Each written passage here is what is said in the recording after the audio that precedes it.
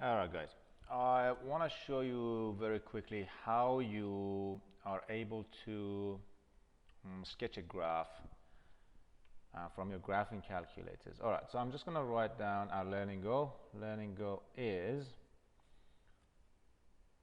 that you will be able to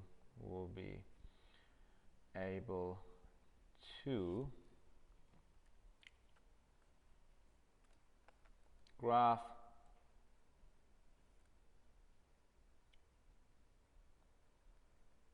trigonometric functions using a graphing calculator, and this can be any function. Obviously it doesn't have to be a trigonometric function. It could be any function, but the steps are all the same. So what we're going to do here using a graphing calculator,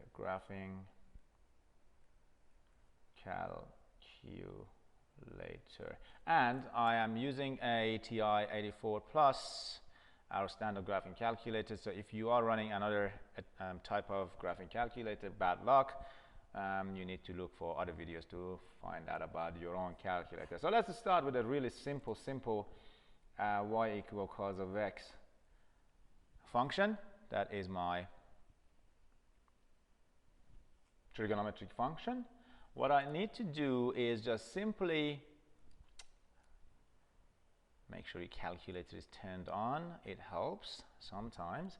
So I'm going to go ahead and easily set up. I've already shown you how to set it up into the good range of your graphing calculator. I'm going to do the same very quickly. So first of all, what you want to do is making sure that you are in the radian mode right here. So you choose radian here. Okay. So I choose radian there, and that is done. So I can just clear this up. I'm going to start with my window key. So I'll press the window key, and this is where I can define the range of my x and y quantities and the scale of x, as you guys can see. So easily I can just start with, because this is just y equals cos of x, I know that, and because we are in a radian, I know that this trig function is going to have a maximum and minimum. The maximum that the x value can take is going to be 300 degrees, and obviously the minimum that you can give x is negative that same angle. But because we are in the radian, so we need to go negative 2 pi up the top and down the bottom down the bottom 2 pi. So let's go ahead and do that for us. So over here is negative 2, and then simply just put pi in there, enter. And down the bottom here as well, you go, okay, well, this one is also 2 pi. It's also 2 pi, so that's done. And then the scale can be actually your pi over 6. So, and I will show you how to change these later on, depending on how your graph turns up. But right now, just for the sake of argument, I'm just going to put in that pi over 6, pi divided by 6.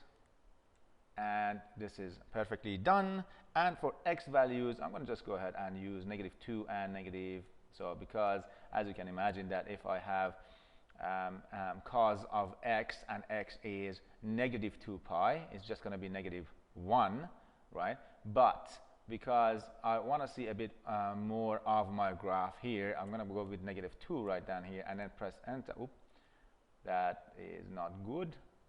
So go back, hang on, just go over here, back here again. So it's negative 2, down the bottom 2, and I'm going to leave the rest for now. Cool. So this is done. What I need to do is to now graph this graph. So I can simply just go ahead and get out of here. So this is all done, enter. Get out of here, quit, and I'll go to my graph. So over here, I'm going to clear this up. I'm just going to say cos of x. Close the bracket and register that function there. Now I'm going to go ahead and press graph, and as you can see, this is going to show you a really smooth graph right there. Perfect. That can actually be applied to any other function. Okay, good. Once, if you want to zoom in or zoom out, obviously you know your buttons. you have your windows. If you want to change this, you can zoom in or zoom out. Or if you just go back to graph, if you want to actually zoom in or out, you have a button here, zoom. So if you press that, and if you want to go zoom in, you got to select that and then press enter, and as you can see, this is going to zoom in or zoom out. But obviously zoom in this situation is not very good because you can't see any of the graph. So I'm going to go back, zoom, and then I'm going to go zoom out. Press enter. Good.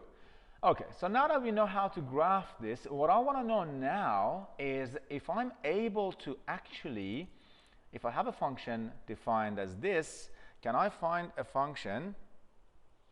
And I think my exposure is really high, so I'm going to try to reduce the exposure a little bit so you guys can see a bit better. I think that's better. I hope. Okay, let's see if this one is a better exposure for our camera, our video. Not really. Okay. Let's see if this one works. No.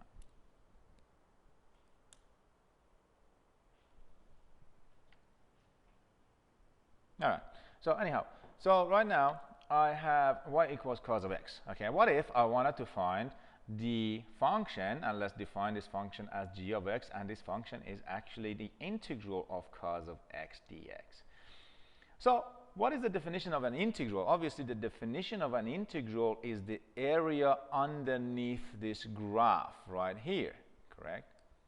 And because we usually have definite integrals with this situation, so if I go maybe from 0 to pi over 2, and that's what I want to do, and this could change depending on what question is given to you, obviously, right?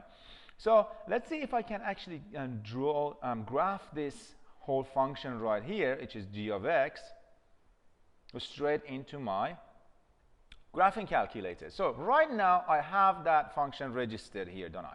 It's equal to y equals cos of x. Excellent. What I need to do is to find the integral. You have a capability to do this, and for that you are able to press second trace. So second trace or calculate, as you can see up the top. This will give you the options of down the bottom 0, minimum, maximum, intersect dy dx, which is the derivative, and down the bottom at 7 you can see that there is the integral. So if I go ahead, press that, because I've registered that as my function, I'm trying to find the integral of that function from 0 to pi over 2. Now I need to just enter my limits, my lower limit and my upper limit. So I know, and straight away, with that, just go straight away and put in your lower limit first. As you can see, 0, enter, that registers. It's going to ask you for the upper limit. What is my upper limit? Just straight up, go second pi divided by 2. And then enter. Now guess what happens? There you go. This is the integral of cosine of x dx between 0 and pi over 2. So you can easily sketch that in your paper in your notebooks if you need to. All right. So go have fun with this, and it could get many complex functions. Let's do one complex one so you see how this one works. Let's go back to my function, define a function as, maybe this time I'm gonna go make it a bit more complicated. Go sine of x, sine x, yeah, times cos x. There you go. It's a function, right? And I have a graph of this. There you go. This is the graph.